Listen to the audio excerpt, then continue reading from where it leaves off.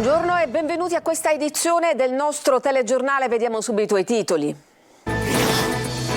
Scorie nucleari, il sindaco di Trapani annuncia battaglia contro la scelta di siti nella provincia. Non siamo interessati, ci opporremo a qualsiasi iniziativa. Normale puntare una piccola fiche sul ponte. Il ministro Salvini replica alle polemiche sull'utilizzo dei fondi destinati a Sicilia e Calabria per la realizzazione dell'opera, ma i sindaci interessati mantengono i dubbi. Problema sicurezza nella città di Palermo. Il sindaco Roberto Lagalla ribadisce che l'esercito potrebbe fare da deterrente per fronteggiare i sempre più frequenti episodi di violenza. Piazza Stesicoro chiusa al traffico nel fine settimana, il provvedimento temporaneo per evitare il traffico degli ingorghi con via Etnea percorsa da un fiume di persone. Scontri tra tifosi prima di Catania Pescara, il pullman degli abruzzesi preso d'assalto dai supporter etnei, arrestati 2 ultra rossazzurri. Nella Valle dei Templi di Agrigento sorge il giardino sensoriale, un percorso immersivo tra gli odori, i gusti e la fauna locale. I paesaggi malinconici del pittore Piero Guccioni esposti al Museo regionale di lingua glossa e la mostra Dolore e Meraviglia. Calcio, il Catania Brinden Cup batte il Pescara sotto gli occhi di Pelligre, in tasca il pass per la semifinale.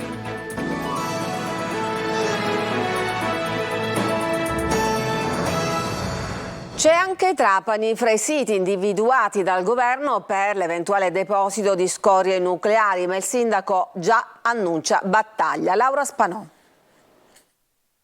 Sono 51 le aree inserite nella proposta di Carta Nazionale delle Aree Idonee che individua le zone dove realizzare in Italia il deposito nazionale dei rifiuti radioattivi e il parco tecnologico. Per quanto riguarda la Sicilia in particolare compaiono nel documento solo 2 aree, entrambe nel versante occidentale, a Calatafimi Segeste e a Fulgatore, frazione di Trapani. Forte dissenso sulla possibilità di ospitare un sito per i rifiuti nucleari viene espresso dal sindaco di Calatafimi, Francesco Gruppuso. Calatafimi Segesta continua a rimanere tra i siti idonei di quello che è la Carta Nazionale delle Aree Idonee per la realizzazione del deposito nazionale dei rifiuti radioattivi e del parco tecnologico. Questo per noi non è possibile, ci opporremo ancora una volta, lo abbiamo già fatto nel 2021, lo continueremo a fare. Ferma contrarietà anche da parte del primo cittadino di Trapani, Giacomo Tranchida. Né Trapani né alcun comune della provincia di Trapani, lo abbiamo già posto all'evidenza delle autorità governative regionali e nazionali da tempo. Oggi lo ribadiamo, non siamo interessati a alcuna candidatura e avviso naviganti, ci opporremo a qualsiasi eventuale iniziativa che secondo me, speriamo non abbia mai a verificarsi, autoritativa da parte di soggetti terzi. Entrambi i sindaci annunciano una estrema battaglia per sventare questo attacco al territorio, consapevoli, dicono, di rappresentare gli interessi dei loro cittadini e di tutta la provincia di Trapani. Nelle 51 aree idonee in Italia e quindi nelle 2 aree di Calatafimi e Fulgatore saranno stoccati 78.000 metri cubi di rifiuti radioattivi a bassa e media intensità e parcheggiati temporaneamente 17.000 ad alta intensità provenienti dalle 4 ex centrali e da altri impianti della filiera dell'atomo. L'obiettivo è quello di permettere lo stoccaggio in via definitiva dei rifiuti radioattivi di bassa e media attività. Per il ministro Salvini è normale che Calabria e Sicilia mettano una piccola fiche per il ponte. La dichiarazione di Salvini arriva dopo le polemiche sull'utilizzo dei fondi destinati alle 2 regioni, ma restano i timori dei sindaci. Francesco Triolo.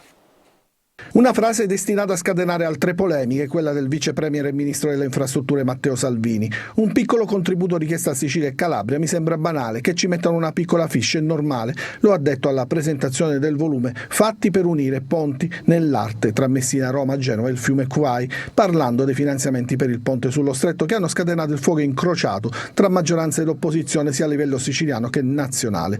Le grandi opere, ha aggiunto Salvini, le fai perché sei convinto che portino sviluppo. Non ho nessuna voglia di fare polemica, ha aggiunto, sottolineando che è il ponte degli italiani che non solo unisce Villa San Giovanni con Messina, ma è un corridoio che unisce l'Europa ed è un ponte che la stessa Europa ci chiede da decenni. A breve è annunciato un incontro tra Salvini e Schifani proprio sui finanziamenti, ma intanto sui territori la decisione del governo di tagliare i fondi di sviluppo e coesione hanno creato qualche timore e ad esprimerli sono i sindaci di Messina e Villa San Giovanni. Ma io in tempi non sospetti ho avuto modo di dire, al di là della realizzazione dell'opera sulla quale siamo sempre stati favorevoli, che il problema vero era poi la copertura finanziaria. Io sono un uomo dei conti e quelli dei numeri sono elementi fondamentali e importanti. Certo, quello che sto sentendo non mi fa stare sereno da un punto di vista politico, perché le risorse della Regione sono risorse che poi servono a tutte le province diciamo della Regione stessa. Noi lo avevamo detto però quando uscì la notizia 2 mesi fa, noi avevamo detto prendono fondi che sono destinati alle nostre strade, alle nostre scuole, ai nostri ospedali per realizzare quelle che prospettano come grande opera. Abbiamo anche parlato col Presidente Occhiuto, il quale ci ha rassicurato, infatti la posizione di Schifani e di Occhiuto ieri dimostra che i territori vogliono poter spendere le risorse che sono socialmente utili. Il Presidente Schifani ricorda poco fa che la Giunta all'unanimità aveva deliberato di essere pronta a collaborare alla realizzazione del ponte con 1 miliardo di euro, fondi che adesso dice sono stati prelevati da autorità dal governo nazionale con un importo addirittura maggiore di 300 milioni di euro. Il tema è delicato, occorre sempre una concertazione, dice Schifani, tra i vari livelli dello Stato, quindi mi auguro, conclude, che questo fatto non si ripeta, perché altrimenti si aprirebbe un conflitto istituzionale. E parliamo dell'emergenza sicurezza nella città di Palermo. Il sindaco Lagalla ribadisce che l'esercito potrebbe essere un deterrente per fronteggiare i sempre più frequenti episodi di violenza. Marco Gullà. I colpi di pistola sparati in aria durante una rissa in via La Lumia hanno nuovamente acceso i riflettori su quella che è un'emergenza, la sicurezza nella città di Palermo. Residenti e commercianti insorgono e chiedono maggiore attenzione da parte delle istituzioni. Il sindaco Roberto Lagalla già nei giorni scorsi aveva affrontato il tema e in un incontro con gli albergatori aveva fatto intendere che in determinate zone di Palermo occorre la presenza forte dell'esercito. La copertura di un territorio articolato, esteso, è difficile e conseguentemente è ovvio che tutti dobbiamo collaborare in questa direzione.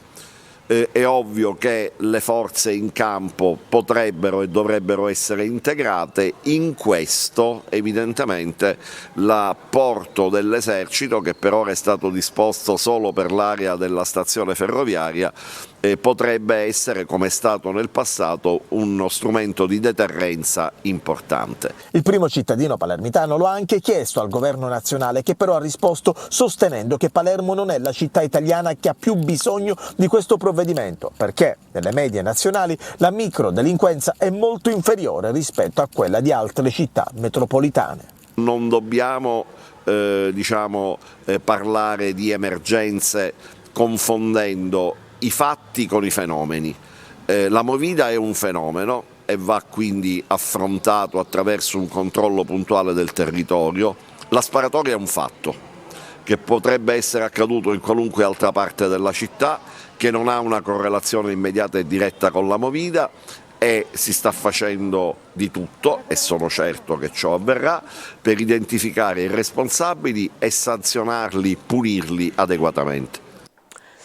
A Catania il centro storico diventa off limits per le auto in questo fine settimana, con la chiusura di alcune traverse che tagliano via Etnea. Per il sindaco trentino è l'unico modo in questo periodo natalizio per evitare gli ingorghi. Tonino De Mana.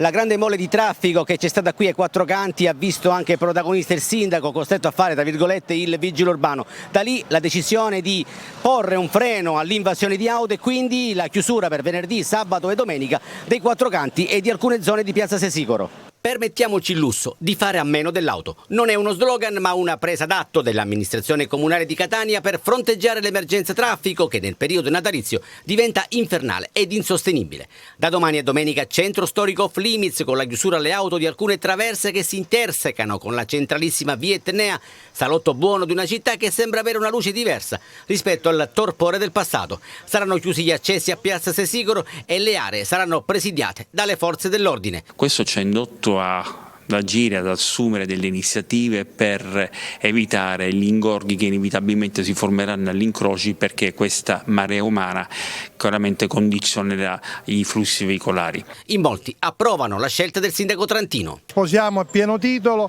che questo centro deve essere regolato e chiuso. Bisogna prendere i mezzi pubblici per evitare tutto questo smog e quindi respirare un po' l'aria più pulita.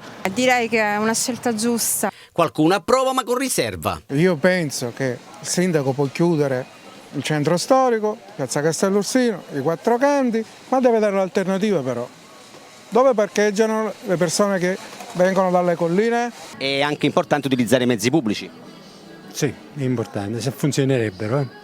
Auto da lasciare in garage per sfruttare i mezzi pubblici. Per l'occasione la metropolitana rimarrà aperta fino a mezzanotte, mentre per Capodanno sarà attiva fino alle 2:30 del mattino. Per gli irriducibili dell'auto, la MTS garantirà anche la sera l'utilizzo del parcheggio cosiddetto del Pino in via Ventimiglia e quello di via Sturzo al prezzo di €1. La via Plebiscito potrà essere utilizzata come circonvolazione interna, ma si consiglia anche di sfruttare i parcheggi scambiatori di Nesima, Milo e dei due obelischi.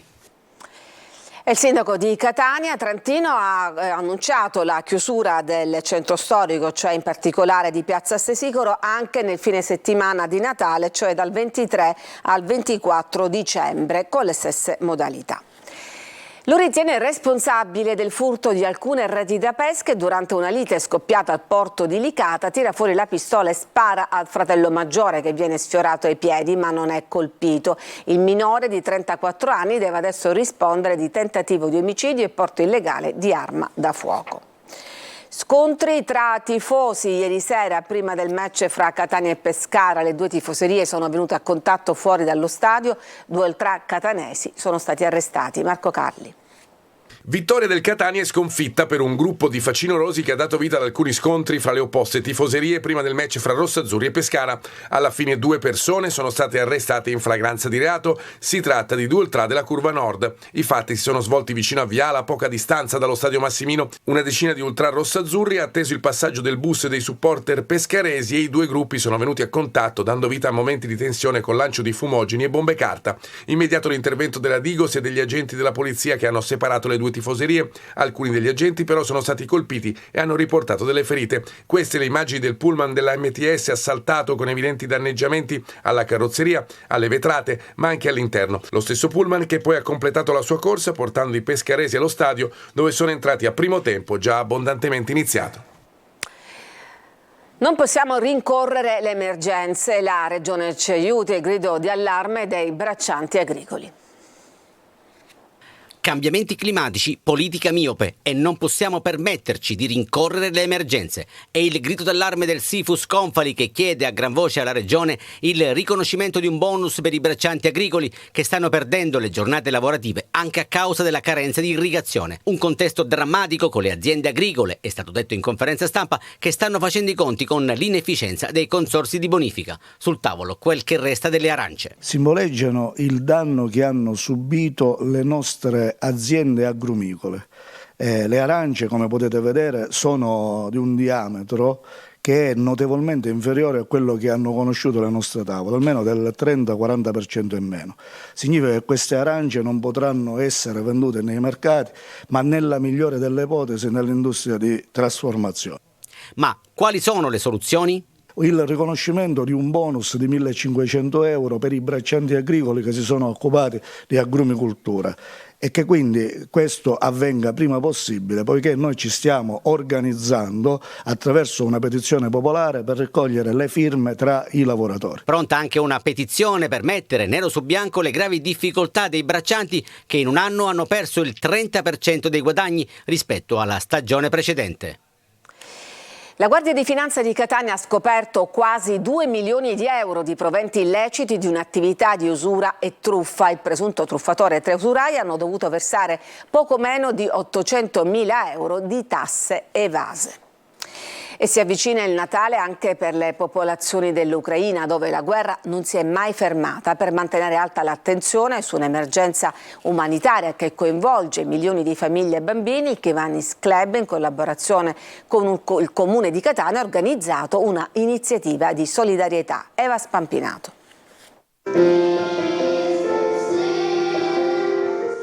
Di bambini che intona canti di Natale. Può sembrare la più classica delle rappresentazioni delle festività, ma se si pensa che ad ascoltarli dal vivo, oltre che un'aula comunale gremita di gente, c'erano anche dei loro coetanei in collegamento dall'Ucraina, il brano inglese Principe della Pace assume tutto un altro contenuto.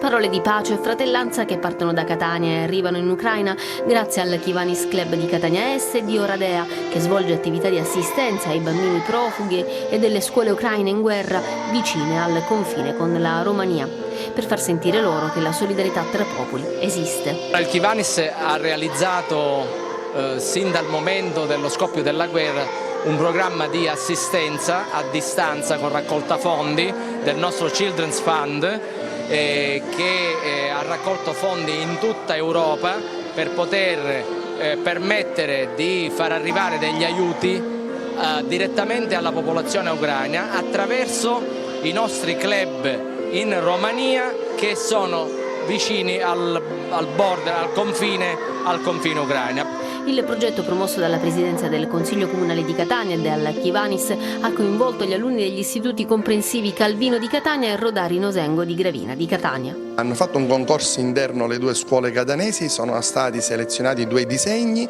che verranno spediti unitamente a tutte le letterine di auguri. Poste Italiane ha effettuato l'annullo filatelico dedicato all'evento.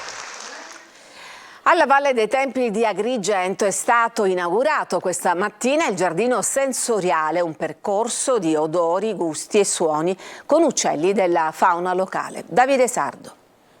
Coinvolge tutti e 5 sensi, vista, olfatto, tatto, gusto e udito. Il percorso esperienziale nato all'interno del Parco Archeologico della Valle dei Templi di Agrigento, un giardino sensoriale caratterizzato dalla presenza di piante tipiche della flora mediterranea, acque e uccelli della fauna locale, per un'esperienza fatta di suoni, profumi e consistenze fruibili da tutti. L'idea di questo giardino sensoriale nasce dal fatto che abbiamo cercato di rendere universalmente accessibile ciò che sono le peculiarità storiche dei 7 siti UNESCO siciliani. Il giardino sorge in un'area di 2.000 metri quadrati, situata nello spazio antistante la Casa Pace, di fronte al Tempio della Concordia, con accesso dalla Via Sacra. Il progetto del giardino sensoriale e questa stessa area è solamente il punto di arrivo di un progetto più grande che ha coinvolto numerose scuole, tra cui l'Istituto Karol Wojtyła di Catania, l'ODA, l'Opera Diocesana di Assistenza, con dei ragazzi e delle persone, anche degli adulti, che avevano delle difficoltà cognitive importanti. Il giardino è stato concepito come una sorta di percorso immersivo, in cui è possibile toccare le piante e gli alberi presenti al suo interno e degustarne i frutti che cresceranno, per una serie di percorsi logico-funzionali mirati al coinvolgimento di ogni visitatore, all'insegna dell'accessibilità, dell'inclusività e dell'abbattimento delle barriere cognitive e fisiche. Ci fermiamo, c'è una pausa per la pubblicità, torniamo dopo con altre notizie.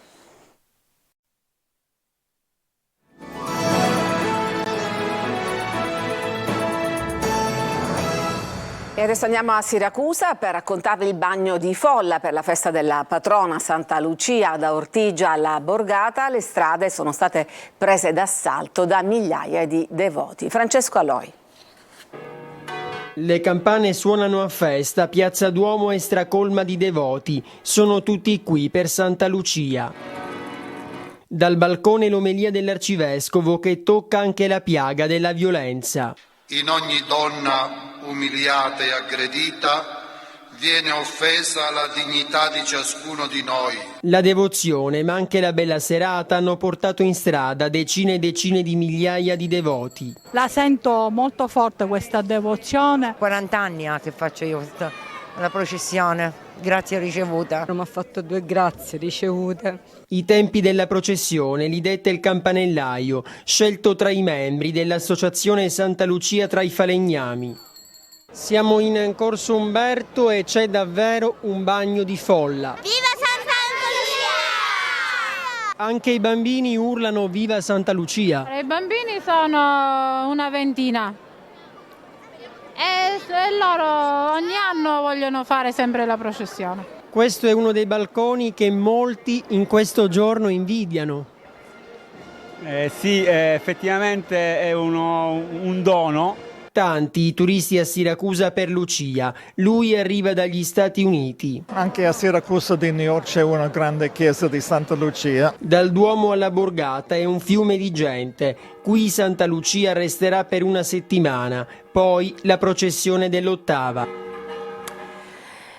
I paesaggi malinconici di Piero Guccione, artista contemporaneo, esposti al Museo regionale di Lingua Glossa. Simona Mazzone.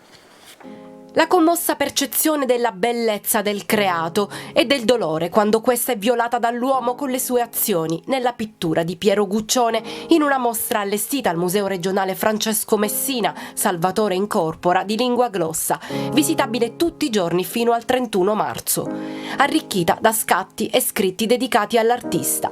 Si chiama Dolore e meraviglia, da una citazione di Aristotele cui si era ispirato il pittore in vita. Sono 24 le opere esposte tra oli, tecniche miste e pastelli realizzate dal maestro di Scicli tra il 1975 e il 2008, come racconta la commossa figlia Paola.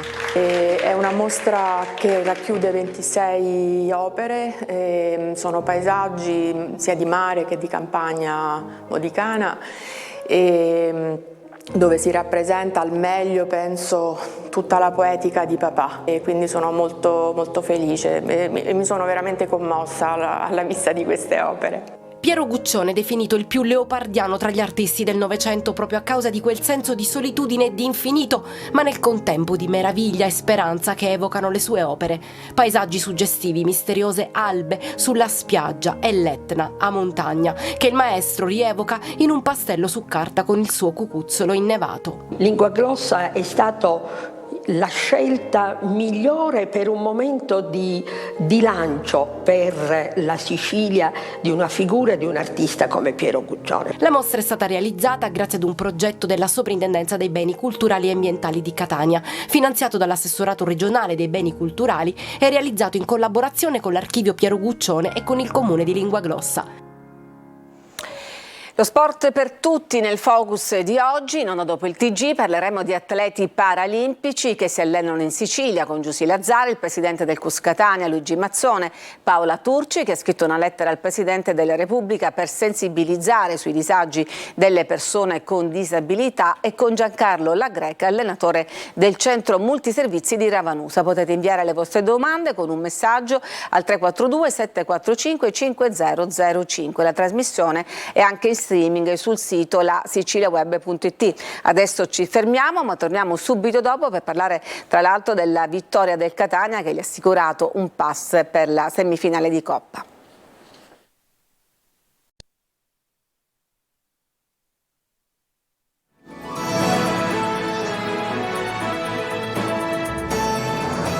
Ed eccoci alla pagina sportiva, al calcio, con il Catania che vince col Pescara sotto gli occhi di Pelligria e accede alle semifinali di Coppa Italia. Marco Carli. Davanti a Pelligra il Catania si rifà dopo la sconfitta del derby. Dal secondo tempo senza anima di Messina a quello di cuore e qualità col Pescara in Coppa nonostante le assenze soprattutto davanti. Ora troverà in semifinale una fra Lucchese, Padova o Rimini. La prossima settimana il sorteggio. Chi vincerà andrà direttamente alla fase nazionale dei playoff. Avevamo necessità di riconfermarci come ci siamo riconfermati in 4 partite e mezzo, cioè quelle fino al primo tempo di Messina e oggi abbiamo ripreso il cammino. Il Pescara in avvio si fa preferire, giunge al tiro con Accornero, conclusione dal limite di destro e palla sulla traversa. I rossazzurri crescono a fine primo tempo e come detto cambiano completamente marcia nella ripresa. Quaini imbecca bene Chiarella che si presenta tu per tu con Plizzari e manda la sfera sul palo. Sulla ribattuta ci prova Chiricò, ma è bravo il portiere. È il prologo del gol, angolo di Chiricò e poi 3 colpi di testa consecutivi, prima Rapisarda, poi Lorenzini e infine la conclusione vincente di Castellini. Nel finale, con gli abruzzesi in 10 per l'infortunio di Pellacani, a cambi già esauriti, ecco il raddoppio di Zammarini dopo una bella giocata di Zanellato. Pelligra, a fine partita, è contento e già parla di futuro e di mercato. Noi questi 3-4 mesi è stato un po' difficile perché la Serie C è difficile, ma però come a Catania noi stiamo facendo questi cambi e diventare più forti. Questi giorni, mentre che sono qua, facciamo le decisioni per quello che fare. Vedrà anche la partita col Sorrento. Sì, grazie. Finisce qui questa edizione, grazie per averci seguito, vi lascio adesso al nostro spazio di approfondimento dedicato a sport e disabilità. A tutti un buon pomeriggio.